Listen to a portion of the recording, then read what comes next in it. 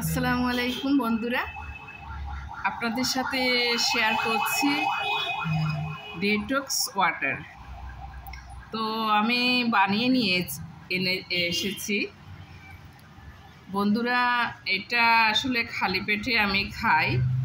তো এখন তো সকালে পার্লারে এসে আসি 9টার দিকে, তাই খাওয়ার সুযোগ পাই না। তো এসে নাস্তা করে নিই, তারপর পেট যখন খালি হয় তখন এটা খাই। আজকে ভুলে গেছি, একদম ভুলে গেছি। দুপুরে এটা খাওয়ার আমার খাই, আর সন্ধ্যার পর তো ভাত খাই। তাইলে এখনও সময়, এটা খাওয়ার 2 ঘন্টা পর আপনি ভরা পেটে ভাত টাত সব কিছু খেতে পারবেন। তো এটা আসলে মূলত আমি কি কি উপাদান দিয়ে তৈরি করেছি বলবো। এই দেখেন,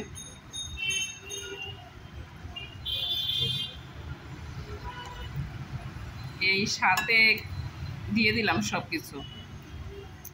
তো বন্ধুরা, একদিন কিভাবে তৈরি করি সেটা করে দেখাবো বাসায়।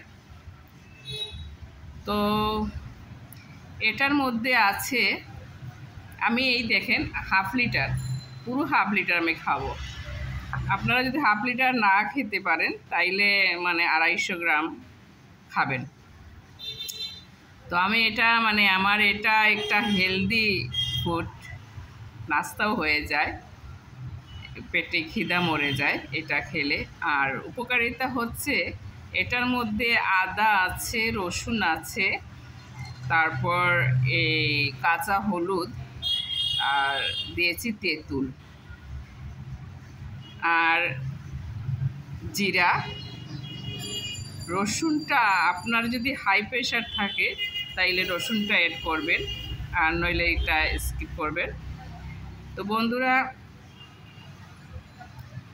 এটা খেলে আপনার কিডনির ফাংশন ভালো রাখবে, ইউরিন ইনফেকশন হবে না, আর আপনার কোলেস্টেরল, রক্তের চর্বি কাটবে, ওজন কমাবে।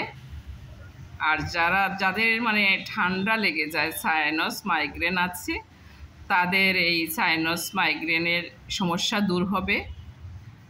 আশা করা যায় যে সামনে শীত আছে, সামনে শীত আসছে, তখন আপনি নিয়মিত এটা খাবেন, দেখবেন আপনার কোনো ধরনের অ্যান্টিবায়োটিক লাগবে না, কাশি হবে না।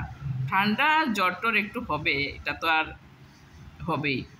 তো বন্ধুরা, আমি বেশ কিছুদিন হয় আমি তেঁতুল বা লেবু অ্যাড করি নাই, সেই জন্য আমার একটু প্রবলেম হয়েছে। আমি এটা মাঝে মধ্যে ছেড়ে দিয়েছি। এখন আমি ওই যে বললাম যে নাগের পর্বতে আমি মেডিসিন কয়েকটা ছেড়ে দিয়েছি। এই পা ফুলে গিয়েছিল, পাতায় পানি আসছিল। তো ডাক্তার তো ওষুধ বন্ধ করে নাই, উনি বলছেন চালিয়ে যাওয়ার জন্য। আমি থাইরয়েড, কোলেস্টেরল, আর কি জানো অ্যাবাস, ওইগুলো আমি বন্ধ করেছি। 3টে ওষুধ আমি স্কিপ করেছি, আর এখন প্রেশারের ওষুধ শুধু খাচ্ছি, আর ঘুমেরটা খাচ্ছি। তো আলহামদুলিল্লাহ আমার পায়ের ফোলাটা কমে গেছে এই 1 সপ্তাহে।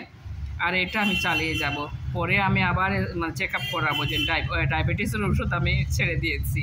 জানি না এটা কী হবে, আমি কিছু ছেড়ে দিয়েছি 1 সপ্তাহ হয়, আমি দেখি পরে আরও 1 মাস যাক, এটা আমি নিয়মিত খাই, তারপর আমি আবার চেক আপ করবো। তো বন্ধুরা, এই খাচ্ছি, বিসমিল্লাহ, পুরোটা খাবো।